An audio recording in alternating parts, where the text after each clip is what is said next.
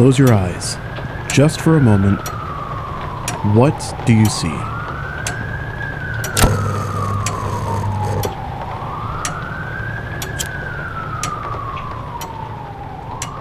Probably saw a story, a character, a world.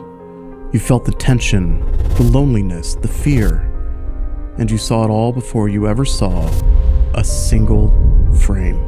As filmmakers, we are obsessed with the image. We chase the perfect light, the perfect composition, the perfect angle. We spend countless hours color grading, tweaking shadows and highlights, all in the service of the visual story. But we often forget that some of the most powerful images in cinema are the ones we never see.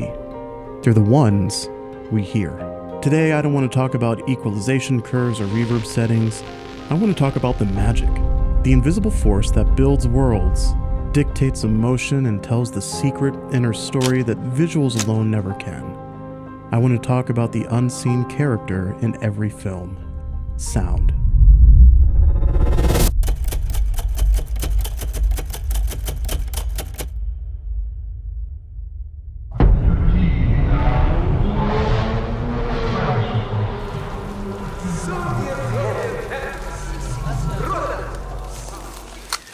It's probably electrical based on the speed of the reaction. Norm, you've contaminated the sample with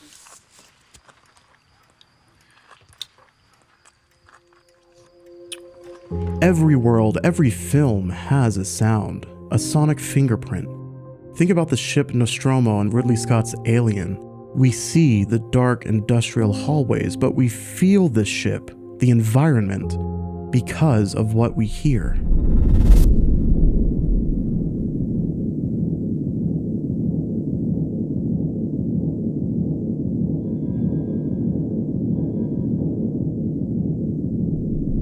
The sound design, the ambience, it tells us this is not a pristine vessel from Star Trek or Star Wars. It is literally a haunted house in space. It's a dying machine, isolated and vulnerable millions of miles from home. That feeling, that deep, unsettling dread is established by the sound long before a xenomorph ever appears on screen. For filmmakers, it helps us to think of ambient sound as the sonic equivalent of production design. Just as a set dresser uses props to tell you about the world visually, a sound designer uses background textures to define the space outside the frame, making your world feel vast, alive, and authentic. It's the architecture of the unseen.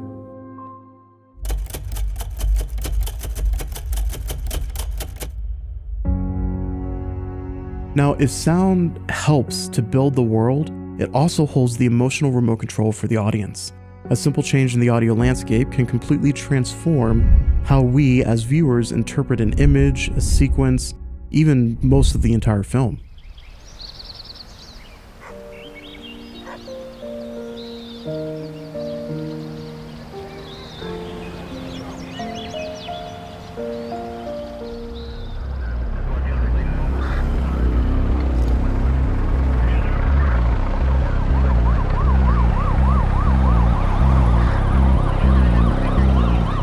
See?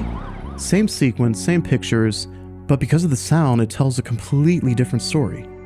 This is where sound becomes one of the director's most powerful tools. Think of Christopher Nolan's Dunkirk.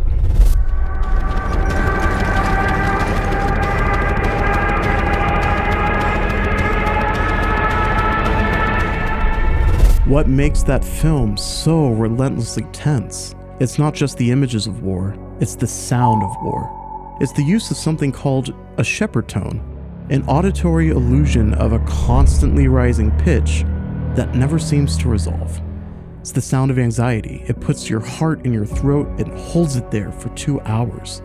The sound doesn't just support the drama, it is the drama, telling the audience that you can never let your guard down.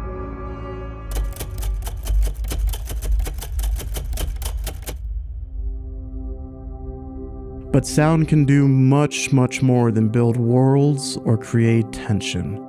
At its most profound, it gives us a direct line into a character's soul. It can tell us what they're thinking, what they're dreaming, and even what they're terrified to admit. This is the sound of subtext. Look at a film like Baby Driver. So you're a mute, baby? Is that what it is? Are you a mute? No. Now, Baby in the film suffers from tinnitus, a constant high-pitched ringing from a childhood accident. But Edgar Wright, the director, and Julian Slater, the supervising sound editor, both of them don't just treat that ringing as a medical condition, they treat it as a sonic metaphor for trauma. When Baby's anxiety spikes, the ringing pierces through the mix. When he's in control, by contrast, the world syncs perfectly to his music. The soundtrack isn't just cool songs, it's Baby's armor. We aren't just watching him drive, we are hearing his internal coping mechanism. But subjective audio can go even deeper, stripping away reality to show us a character's vulnerability. Think about Darius Martyr's Sound of Metal. Here we go.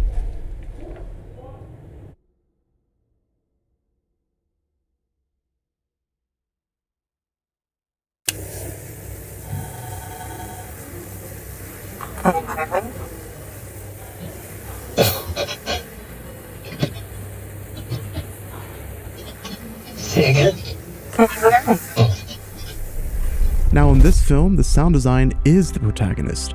We don't just see Ruben losing his hearing, we experience the terrifying isolation of it. The high frequencies disappear, the world becomes a low-pass filtered blur, it's claustrophobic, and it's heartbreaking.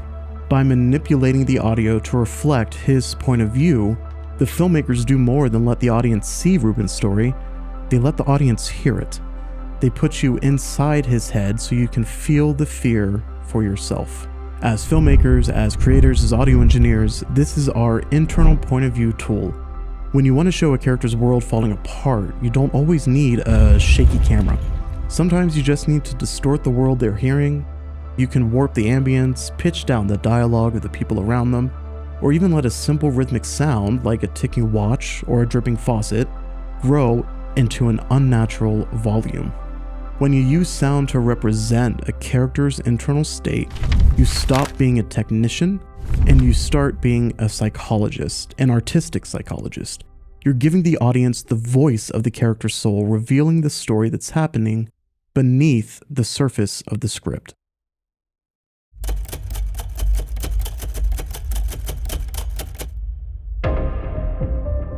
Now, we've talked a lot about what sound can add, but what about what it can take away?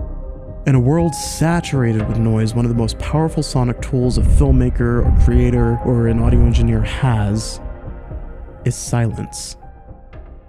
But silence in a film is never truly empty. It's a canvas. It forces you to lean in, to focus, to anticipate. The most famous modern example is, of course, A Quiet Place.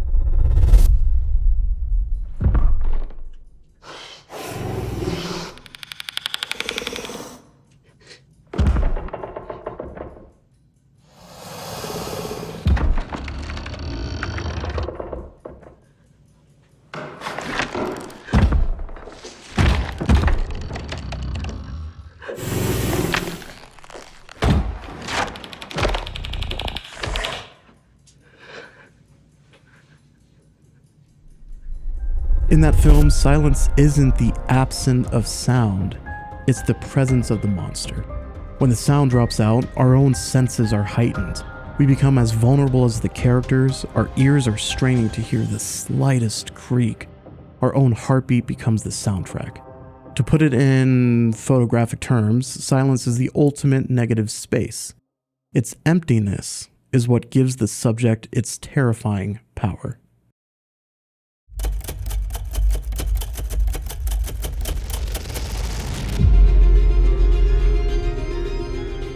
Sound is the world beyond the frame. It's the emotion beneath the performance, it's the subtext inside the dialogue. It isn't just a technical layer or troubleshooting you add and fix in post-production. It's a fundamental storytelling partner. So my challenge to you, the storytellers, the filmmakers, the creators, and the audio engineers is this. The next time you pick up a camera, or even before that, the next time you sit down to write a script, I want you to close your eyes. I want you to listen to your story. What does your world sound like? What does your character's heart sound like? If you start with the sound, you'll discover that you're not just making a movie people can watch, you'll be making a world they can step into, a feeling they can inhabit. You'll be making a film they can see, even with their eyes closed.